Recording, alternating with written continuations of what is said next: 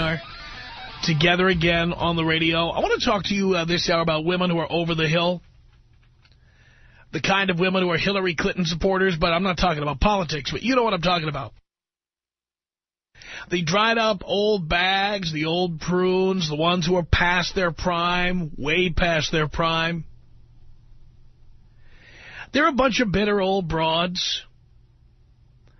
And every now and then I like to remind you boys that ultimately, if you're patient, ultimately, all the women who treat you like crap, the women who treat you like dirt, all the women who treat you like you're lower than dirt, the women who won't date you, the women who won't give you the time of day, the women who tell you to get lost, the women who threaten to file sexual harassment charges against you, you know who I'm talking about. One day, they're going to be over the hill. When I was a kid, I used to, I got to tell you, when I was a child, I used to read Superman comics. I did. And not for the usual reason that kids read comic books. I read Superman comics because I saw truth in there. And a truth, justice, in the American way. That's right. And what I saw there, among other things, was the kryptonite analogy. You know, Superman had all his superpowers until he was faced with kryptonite. And while that seems quaint today, and it seems like, you know, science fiction, which is, of course, what it was, the reality is that it's a very good analogy because women have to face their kryptonite. After years of stamping their little feet, after years of being little bitches, after years of whining and crying and demanding and threatening and divorcing and taking and spending, one day, just like Superman faced kryptonite, Lex Luthor held it right in front of him and he suddenly started to practically melt. The fact is that one day women hit their kryptonite. One day they're over the hill. One day they've got the turkey neck. One day they are dried up old prunes. One day the crow's feet kick in. One day the menopausal mustache kicks in. And women don't have any of that power anymore.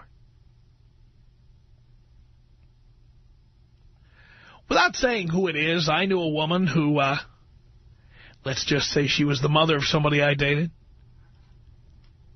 who at one time was super hot. Super duper hot. And then one day, finally, she hit kryptonite.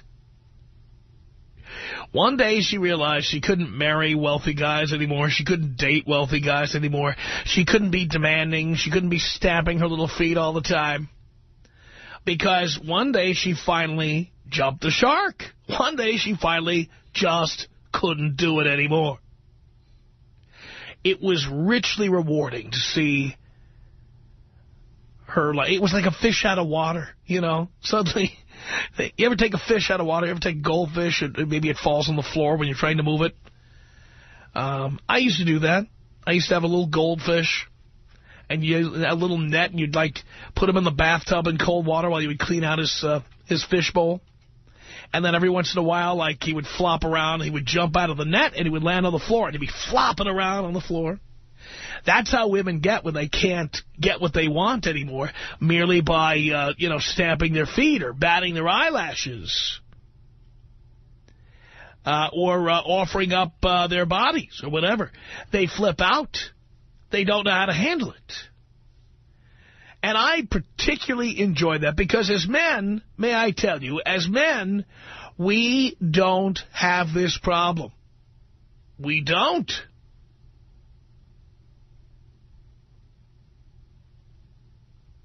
As men, when we get older, we become more valuable. Look at me. I'm making the most money I've ever made. I've got the best job I've ever had. My God, I've got the #1 radio show in the afternoon in Southern California. The most lucrative radio market in the world.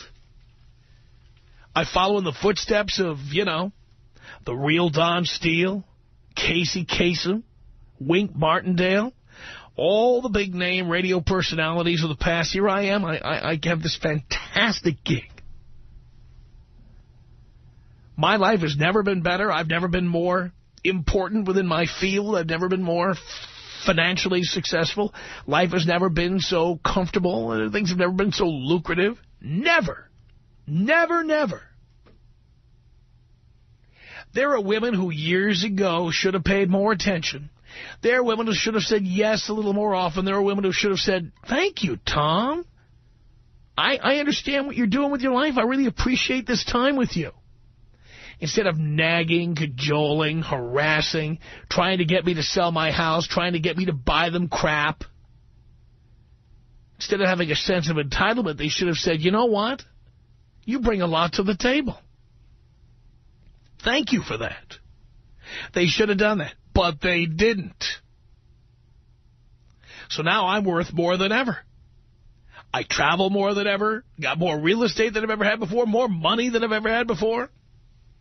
There are women I knew in the past who still try to contact me. They would still love to get with me.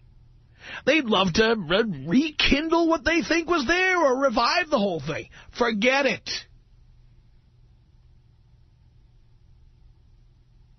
You had your cake, darling, now eat it.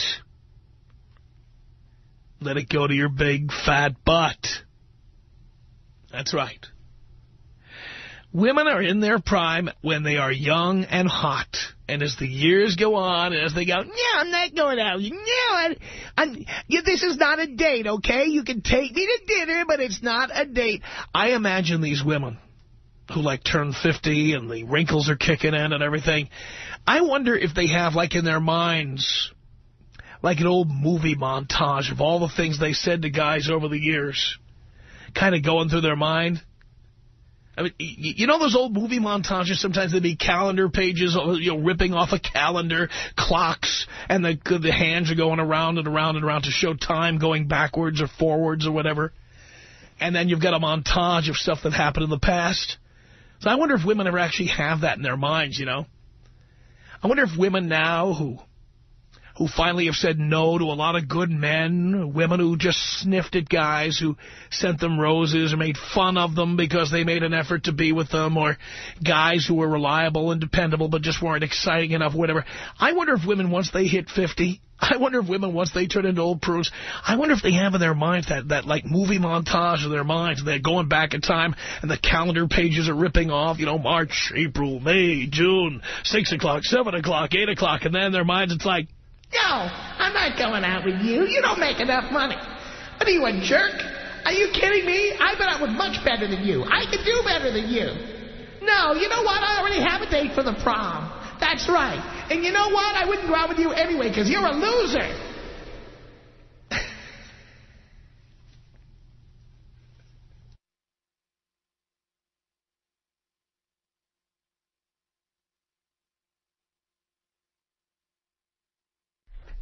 You know what I'm talking about. You know what I'm talking about, ladies. You realize how many... I just wonder when women get to that old age if they realize how many good men they've turned down. All these women who complain, where are all the good men? You know where all the good men are? You said no to them. You said no to the nice guy who wanted to take you to the prom. You said no to the guy who asked you to marry him because you thought you could do better. You said no to the guy who... wanted you to move in with him or wanted you to fall in love with him. You said no to, you made fun of the guy, right, who sent you all those Valentine's Day cards and the balloons and the little teddy bears and everything. You just said no, no, no, no, no. And then one day you suddenly turn around and guys aren't paying attention to you anymore. I find that so rewarding. Anytime I see these old prunes, these former bathing beauties walking around. One time I found myself at a Rod Stewart concert. Don't ask me how I ended up there. I found myself at a Rod Stewart concert, and it was packed with women like this. Women who spent their lives hoping to hook up with rock stars.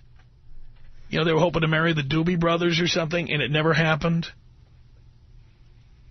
And so there they were, over the years, just trying to pick up with, Steven Tyler or whoever. And now finally, you get to, the 21st century, and they're at 62-year-old Rod Stewart's concert with tight jeans and some T-shirt with little rhinestones that say baby or BB or something. And there they are, gray hair, grandmotherly looking, still trying to be little groupie sluts. And they end up, they're going to have to marry, Edgar or Oscar or, they're going to have to marry Joe Slob, or they're going to have to end up with the Roto-Rooter man, because they never settled for any of these guys, and they finally realized they waited too long past their window of opportunity. I really enjoy seeing women suffer like that. I completely love it. And there's nothing like going to, like bars in Beverly Hills, like some of these piano bars like Maple Drive. Let's name Maple Drive as a place where some of these matronly types are out there. They've been already supplanted by the trophy wives, and they are pathetically out there trying to meet new guys. Or Mastro's, the steakhouse in Beverly Hills. There's another one where the fossils come in. These women who've already been through a couple of husbands, or these women who waited too long to get married. And there they are trying to tart themselves up for the guys at the bar. They're at the piano. Oh, they're at that piano bar with Gary, the piano player there at Mastro's. Who, by the way, is spectacular. And if you ever get a chance to go to Mastro's, Gary is fantastic. But yeah, it's like the Museum of Natural History. These women who are gathered around his piano. I'm telling you, you think dinosaurs are extinct? Mastro's tonight. Go to the bar. There's a brontosaurus with your name on her. Oh, yeah. Now they'll do anything. By the way, these same women who said no for 30 years, now they will do absolutely anything you want. And what's really funny about it is that these women take it as a compliment that guys want to have sex with them, when in reality, there's just no work involved. These women will just go home and spread their legs. You buy them a drink, and they're off to the races. That's right.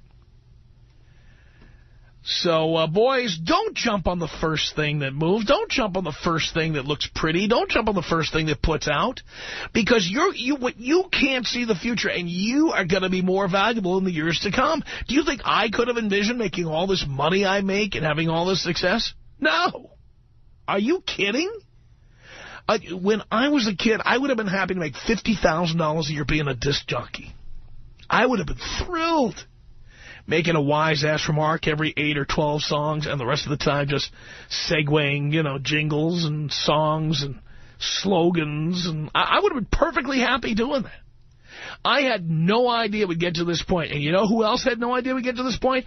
Every woman I was ever with. Every woman I was ever with. All the ones who had the sense of entitlement. All the ones who didn't appreciate me. Boys, I'm telling you, you can't see the future. Who knows how successful you might be one day? Don't be giving up when you're 20, 21, 22, 25. Don't be giving up. Adolfo's playing at Masters tonight, says Dean. What happened to Gary? Gary off tonight? It's not his night. It's not Gary's night. Okay. Don't go tonight. You can go tonight, but if you want to see Gary, you'll have to go on his night. Anyway, there's nothing I love more than watching these women going down the tubes. Isn't it great? I'll tell you something about these broads. What I call them is they're clinging on to their youth. Yes. And it's kind of sad and sorry to see, but I blame movies. No, it's not. Are you kidding? It's not sad at all. It's fantastic. Well, for them it is, at least. You know what? My boys were 18, 19, 20 and thinking about, settling down with somebody because they can't find chicks to go out with. They got no game, whatever. They need to go see what's at the other end of the rainbow. They need to go see these women pathetically hanging by the piano bar to see where these girls who are saying no to them will all end up. Well, I blame movies like The Banger Sisters, crap like that. They should have called that movie The Longest Yard, because Susan Sarandon's ass is about a yard long in that movie. It's a horrible movie, and it gives a sense of like empowerment for the ladies. They think, ooh, we're 60 and we're young and we're hot, and it's Goldie Hawn looks all copper and bronzed up and freckly in the chest, and just no thanks. What chest? Thanks, Tom. Can you take me out Texas A&M style? Oh, Aggie style. Oh, that might offend people if we did that. We haven't played that in a while.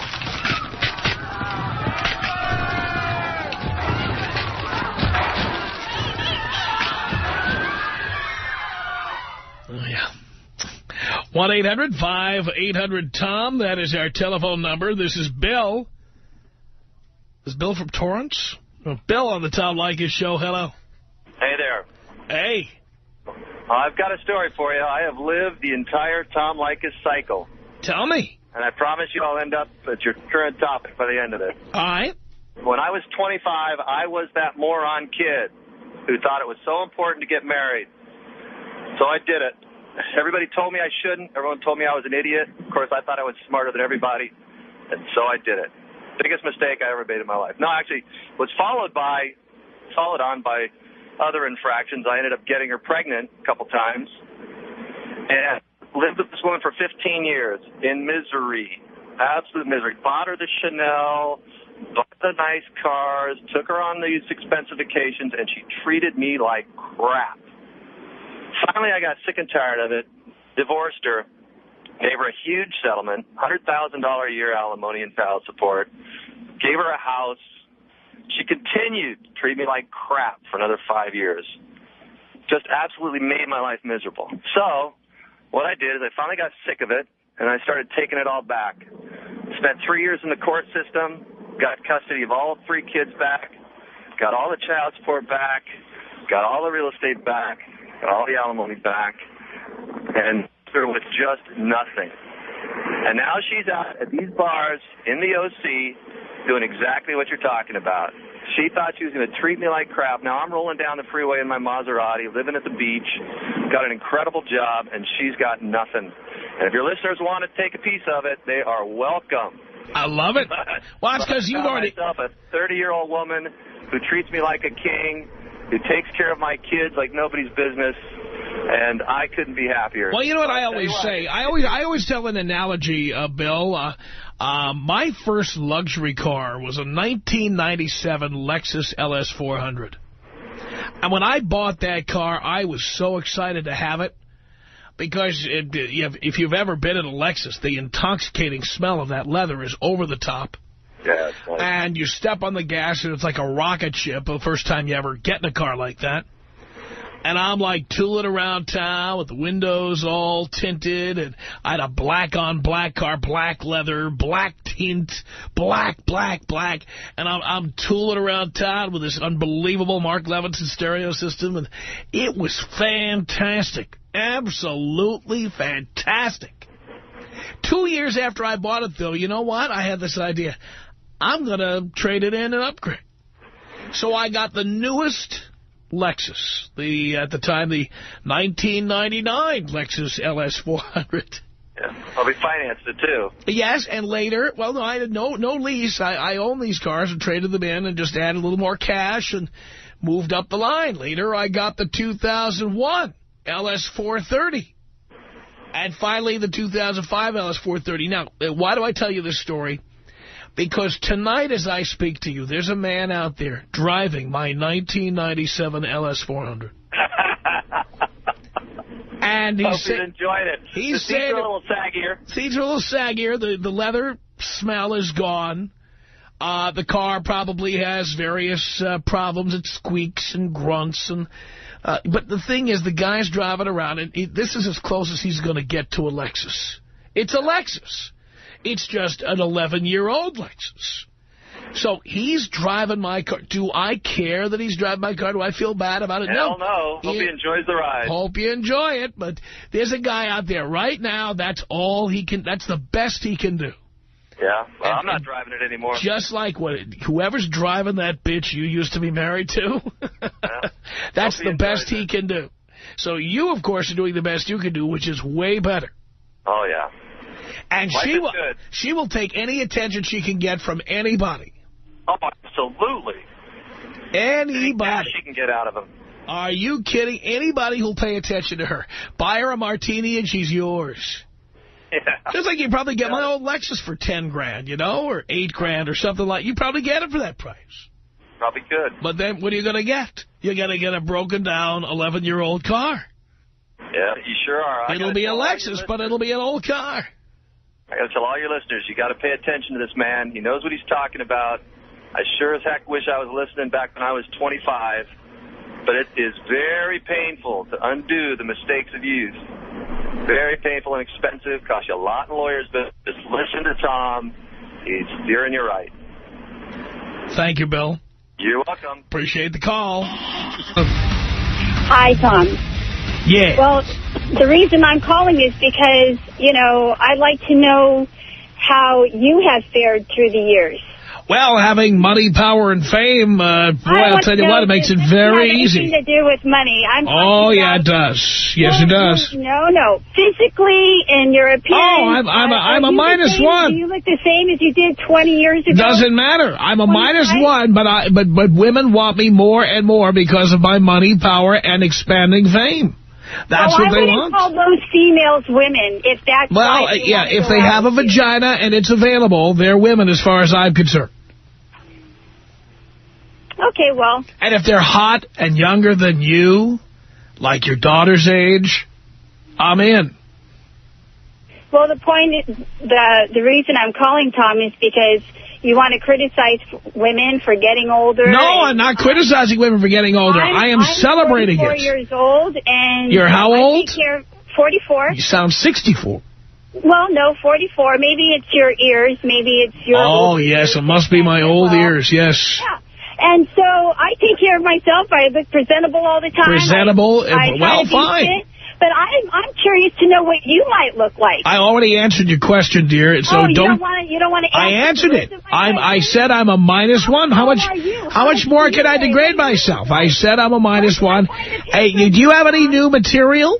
Is that all you're going to say? Because if you're going to repeat the same thing over and over, judge women like just because the shoe fits a little too well, just because the glass slipper fits, Cinderella, doesn't mean you should get so upset. You know what? Pipe down. You probably look like a troll. It doesn't matter if I look like a troll, because guess what? I'm a rich troll who can get younger and hotter women than you. Well, if that's all you have to offer is your money, that's pretty pathetic. I don't offer my money. They don't get my money, you old bag. Yeah, you're getting pretty personal. Am I touching on a sensitive subject? Not in the least. Tom? Not in the least, darling. Because you know what? If it were bothering me, I'd put a couple of $100 bills in my ears and it would block out the sound. Well, your money really means nothing. Well, of course it doesn't, because you couldn't get a man with money if you tried. You know that deep down. You couldn't get a man with money if you tried, because you're now over the hill. You're spoiled milk. I don't think so. Men age like fine wine, women age like milk. No.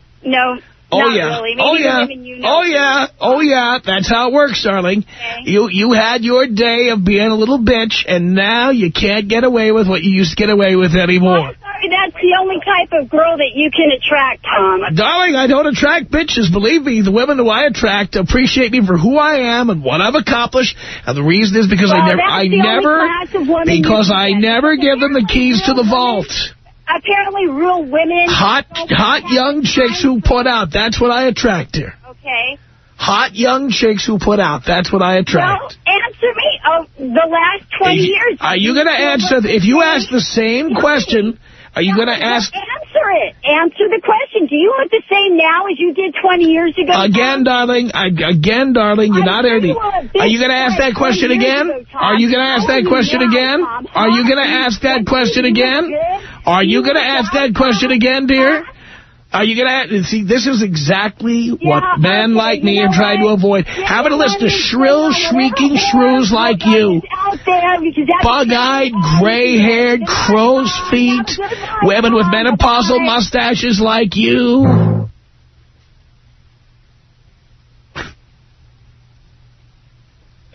That's I'm so glad she called in, because that's exactly what I'm talking about. Listen how bitter she is.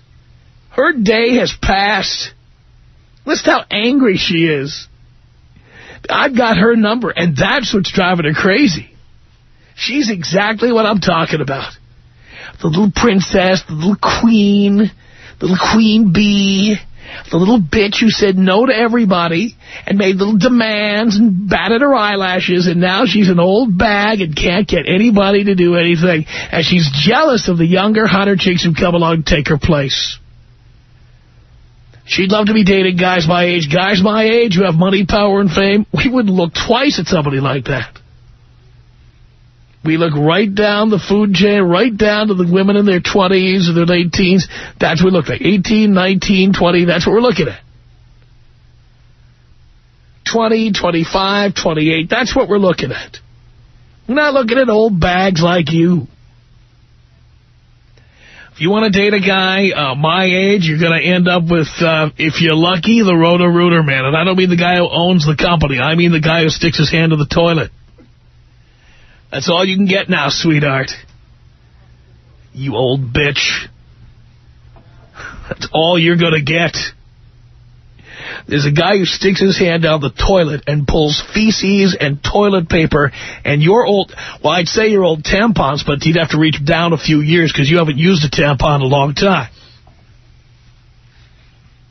Pulls that mess out of your toilet and unclogs it. That's the kind of man you're going to attract. Absolutely. It was so rewarding getting her calling up and screeching such a shrill manner like that. Because she's Exhibit A. She's exactly what I've been talking about. Are you kidding me? With her nipples pointing south. The stretch marks from those kids that she had that don't talk to her anymore. That little fupa pouch that she carries around for when you have a kid and you can't get rid of it. All the ab crunches in the world, you can't get rid of that little pouch. And there she is with, Playtex girdles or whatever, trying to hold it all in. And she's bitter about guys like me with the young, taut 24-year-olds. God, I love it. She's so bitter. I love hearing that. Just amazing. Keep it up, dear. Have another Tom Collins or another highball and enjoy it. So the spritzer, that's right. Ooh, Trish. I can't wait to get this call. Trish on the Tom Leykis show. Hello. Hey, Tom, I just want to tell you that, you know what? Hello? If you were a celebrity, I don't believe that there would be any woman that would. I wanted to talk to the host of the show. You actually pay for it one way or the other. If you don't do it, I think I've heard you before, darling. The only reason they go out with you is because of the fact that... How old are you, dear? To meet someone else. Dear, how old are you? What year were you born? Do you remember Franklin Delano Roosevelt, darling? You know what? You get a big kick off of, Herbert Hoover. He's one of the great presidents of our time. Very underrated. You know what? It's the reason you're no expert because you've been married. Listen how angry and bitter you are. Oh, my God. You know what? But you talk to me like I'm your ex-husband or something. You were married to continue. Just you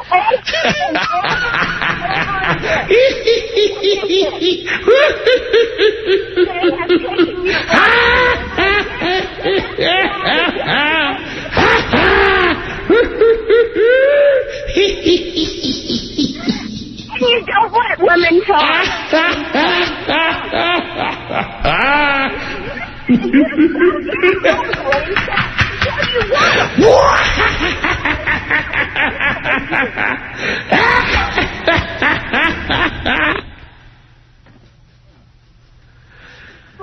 Oh, she's still going. Listen to this. What is that noise in the background there, dear? Did you leave your car door open? What is it? Did you press your life alert button? What is that noise in the background? Is that the clapper malfunctioning? What is that? I'm in my car. You're in your Crown Vic right now? What are you rolling in? In a Jag.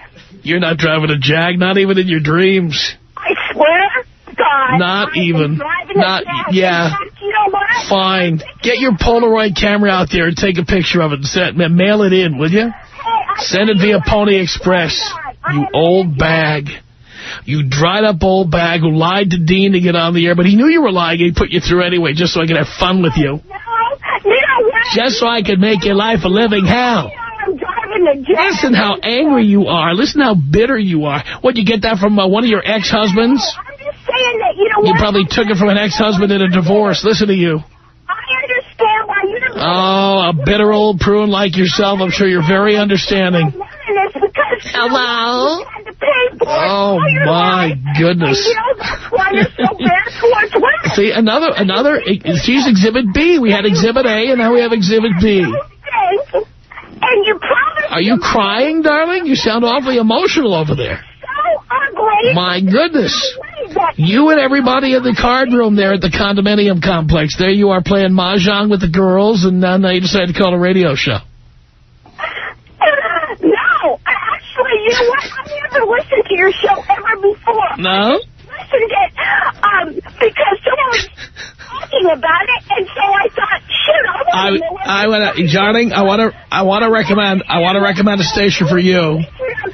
Darling, I want to recommend a radio station. It's KFI AM 640. That's a station for bitter old broads like yourself.